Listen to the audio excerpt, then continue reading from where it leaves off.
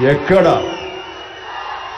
కళాకారులు గౌరవించబడతారో సన్మానించబడతారో ఆ రాజ్యం సుభిక్షంగా ఉంటుంది, చల్లగా ఉంటుంది అన్నది మన పెద్దలు చెప్పిన మాట.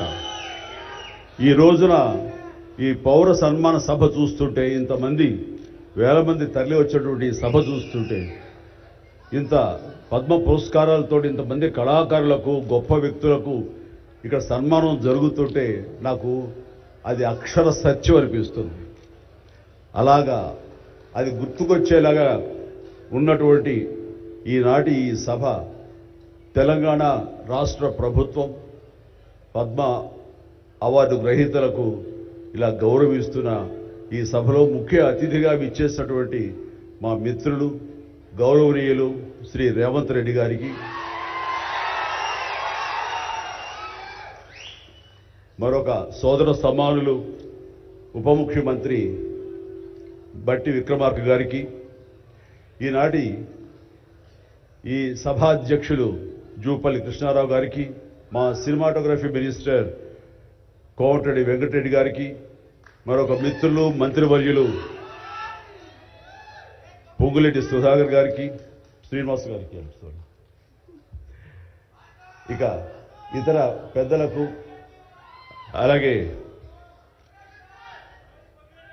సిఎస్ చీఫ్ సెక్రటరీ శాంతకుమార్ గారికి, ఇతర అధికారులకు, ముఖ్యంగా ఈ సభ ఇంత నిండుదనంగా ఇంత హుందాగా ఉంది అంటే కారణం తెలుగుదనానికి, తెలుగు వేష భాషలకి హుందాతనం తీసుకొచ్చి తెలుగుదనానికి నిలువెత్తు నిదర్శనంగా నిలబడి ఉండేటటువంటి గొప్పవారు, మేము ఆరాధించేవాళ్ళు మన మాజీ ఉపరాష్ట్రపతి శ్రీ వెంకయ్య నాయుడు గారికి, ఇక్కడ విచ్చేసినటువంటి ఆహ్వానితులకు, కళాభిమానులకు, సినీ అభిమానులకు, నా అభిమానులకు అందరికీ హృదయపూర్వక నమస్కారాలు తెలియజేసుకుంటాను.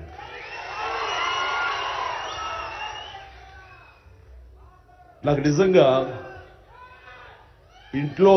మా ఇంట్లో అడిగారు, పద్మ విభూషణ్ అవార్డు అనౌన్స్ చేయగానే చాలా ఆనందంగా, ఎంత ఆనందపడుతున్నారు ఏంటంటే, నిజంగా పద్మభూషణ్ అవార్డు వచ్చినప్పుడు నాకు ఉన్న ఆనందం అంతా ఇంత కాదు.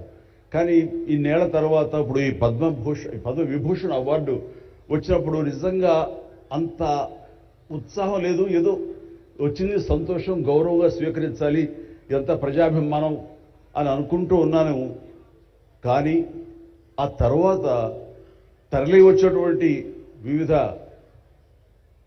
ప్రాంతాల నుంచి మనుషులు కానివ్వండి, వ్యక్తులు, అభిమానులు, సినిమా పరిశ్రమ నుంచి కానివ్వండి, రకరకాల అసోసియేషన్స్ కానివ్వండి, అలా ఎంతోమంది రాజకీయ ప్రబుద్ధులు కానివ్వండి, అందరూ గత వారం రోజులుగా ఎడతెరిపి లేకుండా వాళ్ళు ప్రశంసలు కురిపిస్తున్నారంటే ఆ ఆనందం ద్విగుణీకృతమైంది. ఎంతో ఉద్వేగానికి, ఎంతో ఇదిగా అయ్యింది. అవార్డు ఇవ్వని అభిమానం, అవార్డు ఇవ్వని ఉత్సాహం, ప్రోత్సాహం మీ కరతాళ ధ్వనుల ద్వారా, మీ ప్రశంసల ద్వారా ప్రతి ఒక్కళ్ళు మనసారా ఆశీర్వదిస్తుంటే, చాలు ఈ జన్మ, ఇది పూర్వజన్మ సుకృతం, ఎప్పుడో చేసుకున్న పుణ్యఫలం, మా అమ్మానాన్నలు వాళ్ళకి జన్మించేందుకు వాళ్ళు చేసిన పుణ్యఫలం నాకు ఈ విధంగా సంక్రమించిందంటూ నేను నిజంగా మనసు స్పందించి అలా భావిస్తాను. అదే మీ ముందు ఉంచుతాను. ఇక నాకు తెలిసి ప్రప్రథమంగా అవార్డులు అనౌన్స్ చేసిన వెంటనే ఒక ప్రభుత్వం స్పందించి వారికి ఈ రకంగా సన్మానం చెయ్యాలి అనే భావం రావటం అన్నది బహుశా ఎప్పుడు జరగలేదు. ఇదే మొట్టమొదటిసారి జరిగింది. దానికి ప్రధానమైన కారణం యువకులు, డైనమిక్ లీడర్ మన ముఖ్యమంత్రి రేవంత్ రెడ్డి గారు, అలాగే వాళ్ళ సహచర మంత్రి వర్యులు, వీళ్ళందరూ ఒక్కడిగా అనుకుని స్పందించిన మనసుతోటి మన వాళ్ళని మనం గౌరవించుకోకపోతే ఎలాగ గౌరవించుకోవాలి అంటూ అన్నది నిజంగా చెప్తాను. సభాముఖంగా వారికి నా హృదయపూర్వక ధన్యవాదాలు తెలియజేస్తాను. అంటే సన్మానాలకి ఇక్కడ నేనున్నా కానీ మన వెంకయ్యనాయుడు గారు కానీ ఇతర పద్మ అవార్డీస్ కానీ ఎవరు కొత్త ఏం కాదు. వాళ్ళు రకరకాలుగా విధాలుగా వాళ్ళు సన్మానించబడుతూ ఉంటారు. కానీ సరిగ్గా ఇలాంటి సమయంలో ప్రభుత్వం ముందుకు రావడం అన్నది వారు ఈ కళాకారులకి కళలకి వారు ఇస్తున్న ప్రాముఖ్యతకి నిజంగా మనస్సు స్పందించి నేను నా అభినందనలు తెలియజేస్తున్నాను. ఇందులో భాగంగా నిన్న మొన్న ముఖ్యమంత్రి గారు అనౌన్స్ చేశారు. ఇక్కడ నంది అవార్డ్స్ అనేవి ఒకప్పుడు ఇస్తూ వచ్చాము. నంది అవార్డ్స్ అనేది తర్వాత అదేదో గత చరిత్రలాగా అయిపోయి మాకందరికీ చిన్న డిసప్పాయింట్మెంట్ ఉంది అటు ఇరు రాష్ట్రాల్లో కూడా. అరే కళాకారులు ఇంత నెగ్లెక్ట్ చేస్తున్నారు, ఇంత నిర్లక్ష్యం పరుస్తున్నారు, ఎందుకు ఉత్సాహపరచట్లేదు? అది పెద్ద గొప్ప విషయం కూడా కాదు అది. అండ్ అది ఇస్తే కనుక చాలామంది చాలా ఉత్సాహం ఉంటుంది. ఆ ప్రోత్సాహంతో మరింత ముందుకెళ్తారు. తద్వారా ఎన్నో సినిమాలు కానీ నాటకరంగం కానీ ఇవన్నీ అభివృద్ధి చెందుతాయి. తద్వారా ఎంతోమందికి ఎంప్లాయ్మెంట్ కానివ్వండి, ఎంతోమంది ప్రోత్సాహం కళాకారులు ఇంకొంచెం రావడం కానివ్వండి. ఆ రకంగా ఈ రోజును చూస్తే కనుక మన సినిమాలు ప్రపంచవ్యాప్తంగా ముందుకెళ్తున్నాయంటే అలాంటి ప్రోత్సాహం అలాంటి ఉత్సాహం ఉండబట్టే. సో ప్రభుత్వ పరంగా కూడా అలాంటివి ఉంటే కనుక ఇది మరింత ముందుకెళ్ళడానికి అవకాశం ఉంది. అది గుర్తెరిగి ఈ రోజున ఆ అవార్డులు మళ్ళీ మనం రెజ్యూమ్ చేస్తాం, మళ్ళీ తిరిగి మళ్ళీ ఇస్తామని ఆ నిర్ణయం తీసుకోవటం, దానికి పేరు ప్రజా గాయకుడు. జీవితం అంతా కూడా రెవల్యూషనరీగా మార్పు తీసుకురావాలని ప్రయత్నించే నిరంతర శ్రామిక కళాకారుడు శ్రీ గద్దర్ గారు. గద్దర్ గారి పేరున అవార్డులు ఇవ్వటం అన్నది ఎంతో సముచితం, ఎంతో ఆనందం, ఎంతో ముదాహం. అలాంటి నిర్ణయం తీసుకున్నటువంటి మా ముఖ్యమంత్రి రేవంత్ రెడ్డి గారికి వారి సహచర్యులకి నేను మనస్ఫూర్తిగా నా హృదయ ధన్యవాదాలు ఈ సభాముఖంగా తెలియజేస్తున్నాను.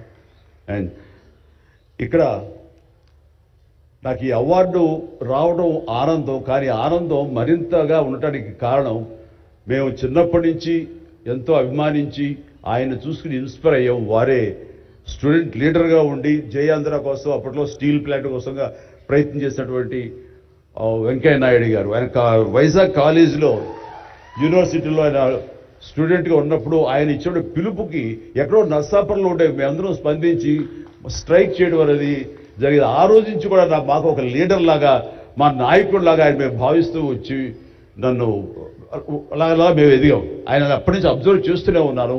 ఆయన వాగ్ధాటికి నేను పెద్ద ఫ్యాన్ని. ఆయన మాట్లాడే మాటలు అలాగా నోరు వెళ్ళగట్టి చూస్తుంటాను.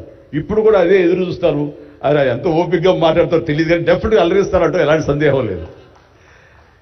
సో ఆ రోజు నుంచి ఈ రోజు వరకు కూడాను ఆయన రాజకీయంగా ఒక హుందాతనంతో రియల్ స్టేట్స్మెన్ ఇన్ పాలిటిక్స్ అన్నది ఆయన నిర్మాణాత్మకంగా అలా ముందుకెళ్తూ ఈ రోజున అత్యున్నతమైన పొజిషన్ మాజీ ఉపరాష్ట్రపతిగా ఆయన నిర్వహించి తన బాధ్యతలు చేశారు. కానీ ఆయన ఎప్పుడూ మదనపడుతుంటారు. నాతో కూడా ఆయన షేర్ చేసుకున్నారు.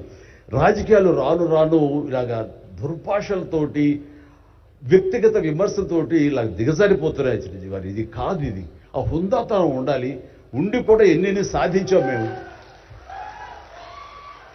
అది ఇదవుతున్నాడు. ఎంత మదన పడుతున్నారంటే వన్ కూర్చున్నప్పుడు ఆయనతో నాతో చెప్పినప్పుడు ఇప్పుడు కూడా అలాగే అయిపోతుంది. అలా అవ్వకుండా ఉంటే బాగుంటుంది అంటే అలాంటి అవ్వకుండా ఉంటే బాగుంటుందన్న ప్రయత్నంలో నేను కూడా మిమ్మల్ని ఇన్స్పిరేషన్గా తీసుకుని నేను వెళ్ళినవాడేనండి. కానీ ఆ ధాటికి ఆ మాటలకి మాట పడటం మాట అనటం ఇది నా వల్ల కాదు, మీలాగనే. కాబట్టి నేటి రాజకీయాల్లో మనం అన్ఫిట్ అంటారా, లేకపోతే మనలాంటి వాళ్ళు ఇలాగా ఎగైన్ ప్రతిసారి ప్రతి చోటని చెబుతూ ఉంటే ప్రజలు వాళ్ళు మోటివేట్ అయ్యి అలా దుర్భాషలాడి రాజకీయంగా వ్యక్తిగతంగా విమర్శ చేసే వాళ్ళని కానీ తిప్పి కొట్టగలిగితే ఖచ్చితంగా మీరనుకున్నది నేననుకున్నది జరిగి తీరుతుందండి. ఒక వాజ్పేయి గారు ఆ రోజుల్లో స్టేట్స్ మ్యాన్ అంటారు. ఆయనలాగా మళ్ళీ అంత హుందాతనం మళ్ళీ మనం ఈ రోజున మనం వెంకయ్యనాయుడు గారిలో చూస్తున్నాం. అయితే ఆయన రాజకీయంగా కొంచెం విశ్రమించారు కాబట్టి ఈ రోజున ప్రజలే ఆలోచించుకోవాలి.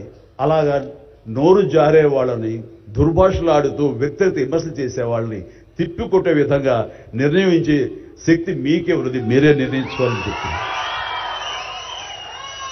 ఈ రోజున రకరకాల రంగాలకు సంబంధించినటువంటి గొప్ప గొప్ప వ్యక్తులు వాళ్ళు గుర్తింపు వస్తుందా రాదా అని కాదు, అది వాళ్ళ ఇంట్రెస్ట్ కొద్ది. ఈ రోజున ఇక్కడ ఒక్కొక్కడు శిల్పకళాకారులు ఉన్నారు, అలాగే కొన్ని art forms of village rural సంబంధించిన వాళ్ళు ఉన్నారు, సమయ్య గారు ఇట్లాగా అలా రకరకాల కవులు ఉన్నారు. వీళ్ళందరూ కూడాను ఆ పనులు చేసుకుంటూ వెళ్ళిపోయి అదే మా జీవితం, అదే మా ధ్యేయం అంటూ అలా ముందుకు వెళ్ళిపోయి దీంట్లో ఈ రోజున ప్రభుత్వాలు గుర్తించి వాళ్ళకి పద్మశ్రీ అవార్డులు ఇవ్వటం అన్నది, పద్మ అవార్డుతో గౌరవించుకోవడం అన్నది ఈ సందర్భంగా నేను వాళ్ళ గుర్తించినటువంటి భారత కేంద్ర ప్రభుత్వానికి నేను మనస్ఫూర్తిగా నా అభినందన తెలియజేస్తాను, నా సంతోషాన్ని వ్యక్తపరుస్తాను.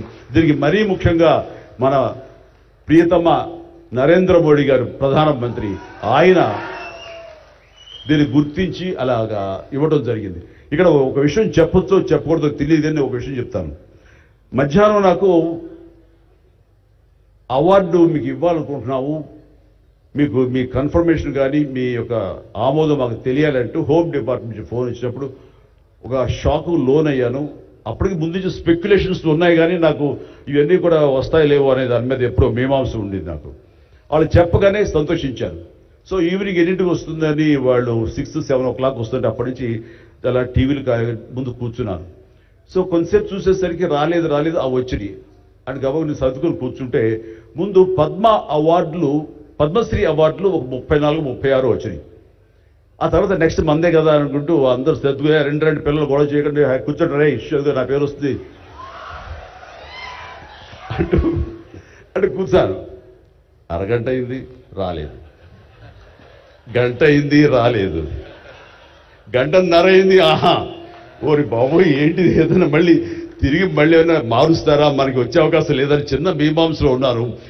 ఆ తర్వాత వచ్చిందనుకోండి. ఆ తర్వాత ఇదే డౌట్ నేను మన వెంకయ్యనాయుడు గారి ఇంటికి వెళ్ళి నేను ఆయన గౌరవంగా ఆయన సన్మానించుకున్నప్పుడు ఆయన ముందు చెబితే ఇదంతా కూడా నరేంద్ర మోడీ గారు ఒక ఆలోచన అండి.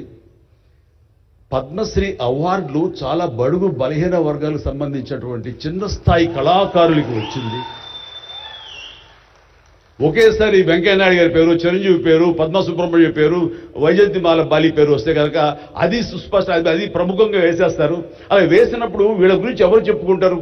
కాబట్టి వీళ్ళ గురించి చెప్పుకోవాలి అంటే గంటన్నర టైం మధ్యలో గ్యాప్ ఇవ్వండి. గంటన్నర వరకు వాళ్ళ గురించి చర్చ జరుగుతుంది. వాళ్ళు ఎవరు అంటారు, ఇక్కడ సమ్మయ్య ఎవరు, ఆచార్య గారు ఎవరు, ఇలా పేర్లని చెప్పుకుంటూ వాళ్ళ గురించి ఆలోచిస్తారు, చర్చించుకుంటారు.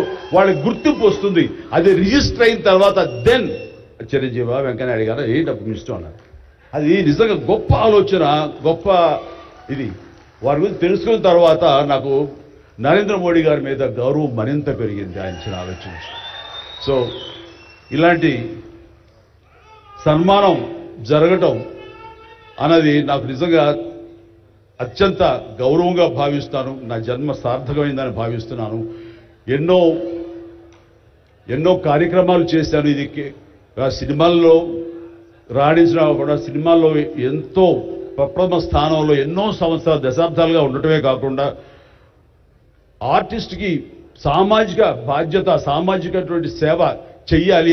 అది నేను అనుకోను కాదు, ఏమీ కాదు, నాకు అనిపించి నా అభిమానులు అందరూ కలిపి వాళ్ళు ఎంతసేపటికి సినిమా థియేటర్లకో వాల్ పోస్టర్లకో పాలాభిషేకాలకో వీటి కొట్టుకోవడంలో వీటికి ఉండేటటువంటి కల్చర్ని మనం మార్చాలి అనే ఉద్దేశంతో వీళ్ళందరూ శక్తివంతులు. ఇలాంటి శక్తిని అన్గైడెడ్ మిస్సైల్లా ఉండకుండా దీని ఛానలైజ్ చేస్తే కనుక వీళ్ళ చేత సత్కార్యాలు మనం చేయించుకోవచ్చు అనే భావం నాకు లేట్ 90s వచ్చింది. అందులో భాగంగా ఆ రోజున బ్లడ్ దొరకక ఎంతో మంది మరణిస్తున్నారని తెలిసిన తర్వాత ఇంతమంది ప్రజానీకం ఉండి కేవలం బ్లడ్ అనేది హాస్పిటల్లోనో లేకపోతే ఫార్మస్యూటికల్స్లోనో దేడు దొరకదు మనకి. అది ఇంకో మనిషికి ఇస్తేనే దొరుకుతుంది. అలాంటిది మనుషుల్లో ఇన్స్పైర్ చేయక వాళ్ళు స్పందింపచేసే విధాలుగా ఎవరు ముందుకు రాక జరుగుతుంది. కాబట్టి నేను ఎందుకు చేయకూడదు? నా అభిమానులు అనేవాళ్ళు ఎస్ ప్రాణం ఇస్తామంటారు. ప్రాణం వద్దు, రక్తం ఇవ్వండి అంటూ నేను 25 సంవత్సరాల క్రితం ఇక్కడ బ్లడ్ బ్యాంక్ పెట్టిన తర్వాత ఈ ఉత్సాహం ఏమైనా పొంగులాగా ఉండి తర్వాత చల్లబడిపోతుందా అనుకున్నాను, కానీ లేదు, ఒక జీవనదిలాగా సాగుతూనే ఉంది. ఈరోజు కూడా మీ అందరి ప్రభావంతో ఎక్కడ మంచి కార్యక్రమం కానీ పుట్టినరోజు కానీ శుభకార్యం చేయాలన్న ప్రతి ఒక్కరు రక్తదానం కోసం ముందుకు వస్తున్నారు, రక్తదానం ఇస్తున్నారు అంటే కనుక దానికి ప్రప్రథమంగా నడుం బిగించింది నేను, నా అభిమానులు చెప్పలో గర్వంగా ఉంది నాకు ఈ రోజుకి. అలాగే మన కరోనా క్రైసిస్ వచ్చినప్పుడు బయటికి వెళ్లే అవకాశం లేదు, ఉపాధి లేదు, ఇంట్లో కట్టుబడి ఉండాలి. ఇలాంటి పరిస్థితుల్లో వాళ్ళందరికీ నిత్యావసర వస్తువులు చాలా కష్టపడిపోతారు అనుకున్నప్పుడు నా ఇతర మిత్రుల సహాయ సహకారాలతోటి నేను పెద్ద ఎత్తున వాళ్ళకి 4 నెలల పాటు మన ఇళ్లలో తినే హై క్వాలిటీ గ్రాసరీస్ నేను వాళ్ళకి అందించడం జరిగింది. అది వాళ్ళు బయటికి రాలేరు, పోలీసులు వాళ్ళు చాలా స్ట్రిక్ట్ గా ఇంటికే పరిమితం చేస్తారు, ఏం తింటారు. అప్పుడు నా అభిమానులు నేను ప్రోత్సహించి వెళితే నా అభిమానులు ప్రతి ఇంటికి వెళ్ళి ఆ బ్యాగ్స్ ఇచ్చేవాళ్ళు. అది గొప్పగా నాకు ఎంతో సంతృప్తి ఇచ్చింది. అలాగే ఆక్సిజన్ దొరకని పరిస్థితుల్లో, ప్రభుత్వాలు కూడా చేయలేని పరిస్థితుల్లో, హాస్పిటల్స్ అన్ని కూడా చేతులు తీసిన పరిస్థితుల్లో నేను నా మిత్రుల సహకారంతో, నేను స్వయంగా నా అభిమానులతో వారం రోజుల్లో 32 ప్లేసెస్లో ఆక్సిజన్ అందించడం జరిగింది. అలాగే కాన్సన్ట్రేటర్స్ ఇవ్వడం జరిగింది. ఇవన్నీ కూడా ఏంటంటే చెయ్యాలని తపనతోటి, బహుశా ఇవన్నీ కూడాను నాకు ఈ రోజున ఈ అర్హత రావడానికి, ఈ అవార్డు రావడానికి నాకు దోహదపడిందేమో అనుకుంటున్నాను. భగవంతుడా ఇంకా నాకు ఈ శక్తి సామర్థ్యాలు ఇవ్వు, ఈ ఆలోచన ఇవ్వు. నేను అవార్డుల కోసం ఎదురు చూడను, అవార్డులు రావాలని కోరుకోను, లేకపోతే చాలు. వాళ్ళ గుండెలు ఉండే ప్రేమ కంటే ఏ అవార్డు పెద్దది కాదు. కాబట్టి ఇలాగా మిగతా జీవితం సినిమాలు చేస్తూనే ఉంటా, డాన్సులు ఆడుతూనే ఉంటా, ఫైట్లు చేస్తూనే ఉంటా, మిమ్మల్ని అలరిస్తూనే ఉంటా. అలాగే ఈ సేవా కార్యక్రమాలు కొనసాగిస్తూనే ఉంటాను. ఇది మీకు చెబుతూ ఈ అవకాశం ఇచ్చినటువంటి తెలంగాణ రాష్ట్ర ప్రభుత్వానికి, మరీ ముఖ్యంగా మా ముఖ్యమంత్రి గారికి, మా ఉప ముఖ్యమంత్రి భట్టి గారికి, అలాగే మా సినిమాటోగ్రఫీ మినిస్టర్ గారికి, మిగతా ఇతర మినిస్టర్స్ అందరికీ నా హృదయపూర్వక ధన్యవాదాలు తెలియజేస్తూ థ్యాంక్ యూ సో మచ్. జై హింద్.